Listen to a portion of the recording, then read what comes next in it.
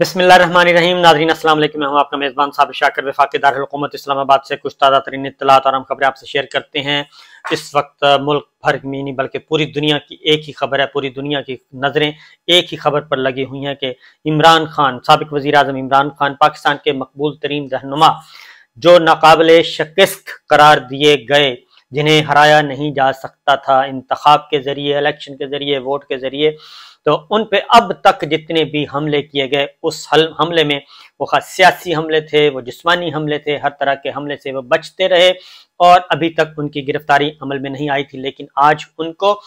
कल उनको जिस तरीके से बेदर्दी से, बेरहमी से गिरफ्तार किया गया, वो सबके सामने और पूरी दुनिया में उनकी फुटेज चल रही है और पूरी दुनिया में इस वक्त इमरान खान की गिरफ्तारी पर नजर लगी हुई है। आलमी ज़राया ब्लॉग इस खबर को रिपोर्ट कर रहे हैं। पाकिस्तान के मीडिया पर मुकम्मल तौर पर पाबंदी है। पाकिस्तान का मीडिया मुकम्मल तौर पे इस वक्त जबर में जिंदगी गुजार रहा है, मुख्तलिफ बड़ी मुश्किल से वो सांस ले रहा है। ना ही आप उसकी कोई खबर दे सकते हैं, ना ही उसकी फुटेज चला सकते हैं, ना ही जो कुछ इस वक्त मुल्क में हो रहा है वो दिखा सकते हैं। और इस वक्त पूरे मुल्क में, मुल्क के तूलो अर्ज में आग लगी हुई है।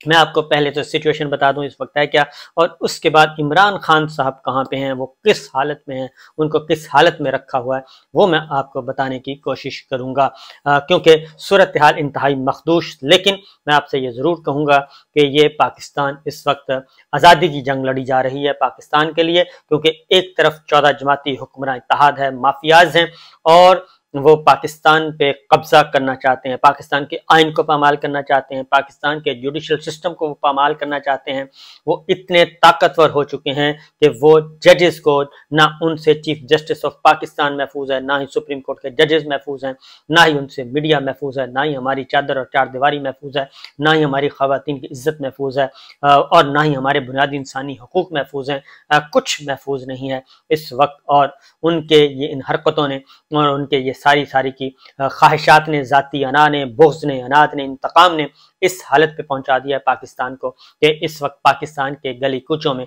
आग लगी हुई है और पाकिस्तान के अवाम और फौज एक दूसरे के सामने आ चुके हैं और पाकिस्तान के अवाम सारी की सारी अपना गुस्सा, अपनी नफरत का इजहार जो है वो फौज से कर रहे हैं, हमारे मुसल्लह अफवाज से कर रहे हैं, हमारे इदारों से कर रहे हैं, क्योंकि ये 14 जमाती हुक्मरान इत्तेहाद है, इनको लाने वाले जनरल बाजवा थे और जनरल बाजवा ने अपने ड्राइंग रूम में बैठ के ये सौदा किया और ये सब कुछ किया और ये सारा खिलवाड़ खेला और एक हंसता बसता पाकिस्तान जो है वो उजाड़ कर रख दिया। और अब जबकि सब कुछ स्मूथली हो रहा था,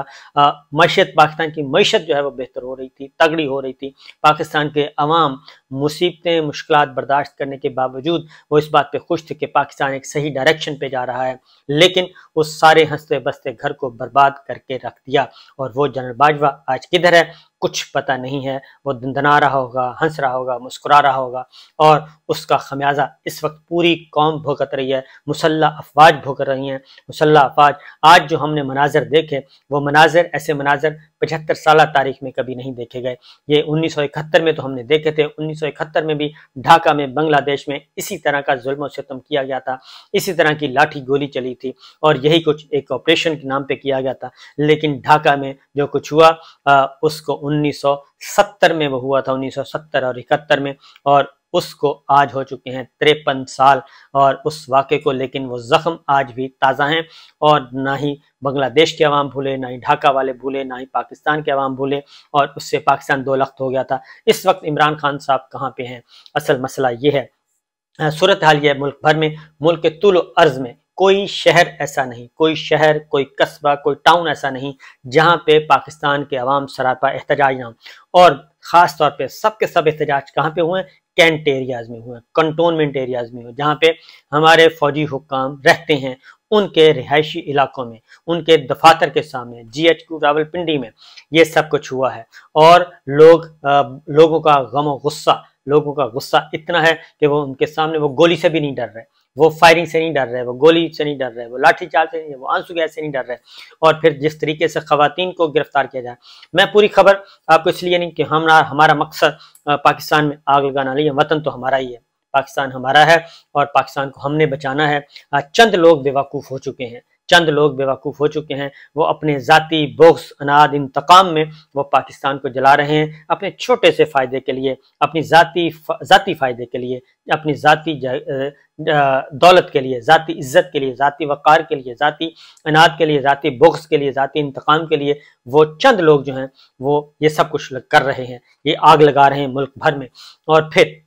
اس وقت پاکستان میں آپ کو بتا دوں کہ طول و عرض میں یہ سب کچھ ہو رہا ہے، احتجاج ہو رہا ہے، پاکستان کے لوگ نہیں ڈر رہے، پاکستان کے عوام نہیں ڈر رہے اس وقت، اور وہ کھلے عام نعرے لگا رہے ہیں، وہ کھلے عام باتیں کر رہے ہیں، وہ کھلے عام احتجاج کر رہے ہیں، اور وہ بتا رہے ہیں کہ اب ہم نہیں ڈرنے والے۔ اور یہ ساری کی ساری آگ، یہ ساری کی ساری پلاننگ جو کی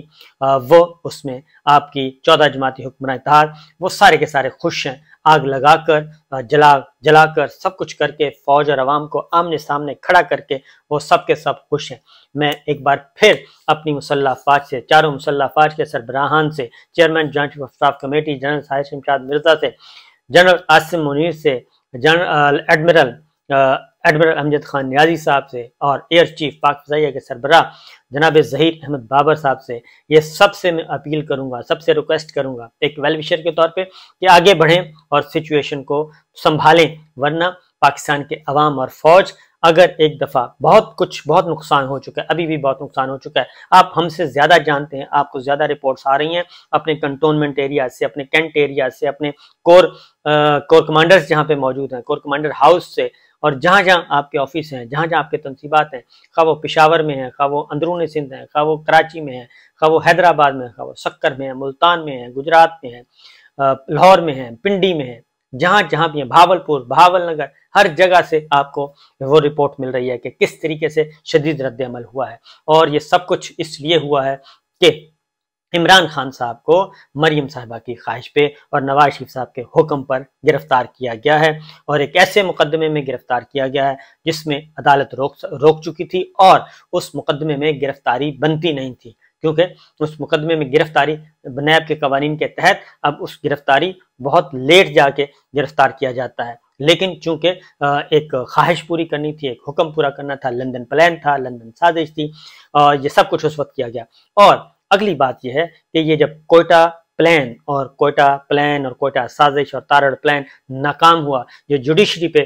کو کرنا تھا، جوڈیشری میں بغاوت کرنی تھی، وہ ناکام ہوا، اس کے بعد پھر یہ اگلا کام، اور اس وقت ہونا یہ تھا، یہ اسی ہفتے یا اگلے ہفتے یہ گورنمنٹ ختم ہونے جا رہی ہے، یہ گورنمنٹ نے ختم ہونا تھا، سپریم کورٹ آف پاکستان ایک فیصلہ دے رہی ہے، کیونکہ 14 مئی کو آئین توڑ دیا جائے گا، 14 مئی تک انتظار کیا جا رہا ہے، اور آئین ویسے ٹوٹ چکا ہے، آئین پامال ہو چکا ہے، سپریم کورٹ کے فیصلوں کو ردی کی ٹوکری میں ڈالا جا چکا ہے، اور اس لیے یہ گریٹر پلان تیار کیا گیا تھا کہ اگر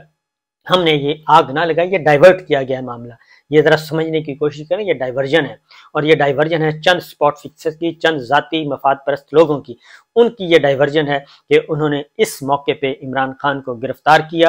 اور گرفتار بڑے بھونڈے طریقے سے کیا گیا، ان پہ تشدد کیا گیا، ان کو زخم آئے، نہ صرف ان کو زخم آئے بلکہ ان کے ساتھ جو وکلا تھے ان کو بھی زخم آئے، ان کے ساتھ جو گارڈز تھے ان کو بھی زخم آئے، جس بھونڈے طریقے سے گرفتار کیا گیا اور گرفتار کروایا گیا۔ اور پھر اسلام آباد ہائی کورٹ کا جو فیصلہ آیا ہے کہ یہ گرفتاری قانونی ہے، یہ اس سے بھی خطرناک بات ہے، کیونکہ ایک ہی ونڈو ہے جہاں سے آکسیجن مل رہی ہے، اور پاکستان کے عوام بھروسہ کر رہے ہیں، کیونکہ یہ تو پوچھا ہی نہیں گیا تھا کہ نیب کی گرفتاری قانونی ہے یا غیر قانونی، آپ نے تو یہ فیصلہ کرنا تھا، اس کو ریپروڈیوس کرتے، کیونکہ شیریں مزاری کو اٹھایا گیا، چیف جسٹس ستر من اللہ صاحب نے آرڈر دیا، ان کو لے کے آئے تھے، اور موٹر وے پہ تھی، ان کو لے کے آئے اور لے کے آ کے وہیں پہ ریلیز کیا گیا تھا۔ موسیٰ گیلانی کو اٹھایا گیا تھا، سپریم کورٹ آف پاکستان نے فوراً حکم دیا تھا اس کو لے کے آئیں، اور وہ نہ صرف لے کے آئے بلکہ ان کو بھی فوری طور پہ رہا کیا گیا تھا، موسیٰ گیلانی کو بھی، ان کی بھی غیر قانون، کیونکہ عدالت بلکہ موسیٰ گیلانی کو تو پارکنگ سے گرفتار کیا، پچھلے دنوں ایک اور کو پارکنگ سے گرفتار کیا گیا تھا، اس لیے ایک بہت بڑا گھناؤنا جرم کیا گیا، یہ ایک میسج دیا گیا جوڈیشری کو بھی، اور جوڈیشری کو بھی میسج دیا گیا، ان کو بھی خوف و ہراس پھیلانے کی کوشش کی گئی ہے، لیکن کوئی پرسان حال نہیں ہے۔ تو وہ جو فیصلہ دیا کہ قانونی گرفتاری قانونی ہے، دوسری جانب FIR بھی درج ہو رہی ہے، IG کو بھی तौहीन अदालत का नोटिस, सेक्रेटरी को भी तौहीन अदालत का नोटिस, उन सबको तौहीन अदालत के नोटिस भी दिए जा रहे हैं, सब कुछ दिया जा रहा है, लेकिन दूसरी जानिब गिरफ्तारी को कानूनी करार दिया गया है। तो बहरहाल इस वक्त पूरा पाकिस्तान ब्लॉक है, पूरा पाकिस्तान ब्लॉक है, हर गली कूचे में ये रात भर, इस वक्त भी रात के कोई 3 बज चुके हैं, रात के 3 बजे भी पूरा पाकिस्तान ब्लॉक है और लोग सरापाए एहतजाज हैं। जिस तरीके से खवातीन, बच्चे, बूढ़े सब निकले हैं। और इमरान खान साहब कहाँ पे हैं? इमरान खान साहब को इसलिए पेश नहीं किया गया उनको एहतसाब अदालत में कि वो इस हालत में ही नहीं है। उन पे तशद्दुद किया गया और उन पे तशद्दुद किया गया, जिस तरीके से उनको घसीट के लेके जा रहे हैं साबिक वजीर आजम इमरान खान को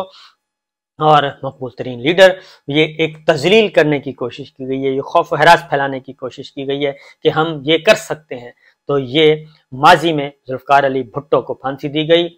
उस फांसी की नफरत आज तक सिंध में मौजूद है और पाकिस्तान के गली कूचे में मौजूद है और इंटेलिजेंसिया में मौजूद है, वो सब की सब नफरत मौजूद है। और उसके बाद शेख मुजीब, उनको ढाका में कत्ल किया गया था, लेकिन उनकी बेटी मौजूद है शेख हसीना वाजिद, और वो नफरत भी आज तक मौजूद है ढाका की गलियों में, बांग्लादेश की गले कुचों में वो नफरत आज तक मौजूद है। गोल्डन टेम्पल इंदिरा गांधी ने करने की कोशिश की, वो नफरत ख़त्म नहीं हो सकी।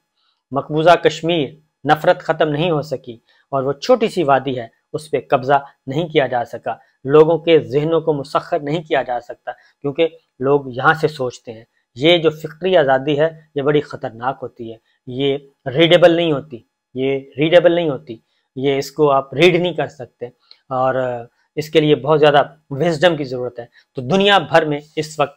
जो है इस पे कंसर्न शो किए जा रहे हैं, तशवीश का इजहार किया जा रहा है और एक ऐसा रद्द अमल आया है अंदरून मुल्क के, पूरी मुल्क दुनिया का मीडिया जो है वो फोकस किया हुआ है इस खबर को। इमरान खान साहब किस हालत में कुछ पता नहीं है, कहाँ रखा गया कुछ पता नहीं है और उससे ज़्यादा शकूक व शुबहात पैदा हो रहे हैं कि आखिर उनके साथ क्या किया जा रहा है और क्यों किया जा रहा है। और ये झगड़ा है सिर्फ एक तनाज़े का। तो इसलिए हमारे मुसल्लह अफवाज को सोचना चाहिए, मुसल्लह अफवाज के सरबराहान को सोचना चाहिए कि फ़र्द नहीं, इदारे मजबूत होने चाहिए, इदारे तगड़े होने चाहिए और इदारों के अंदर भी अकाउंटेबिलिटी होनी चाहिए। और मुझे याद है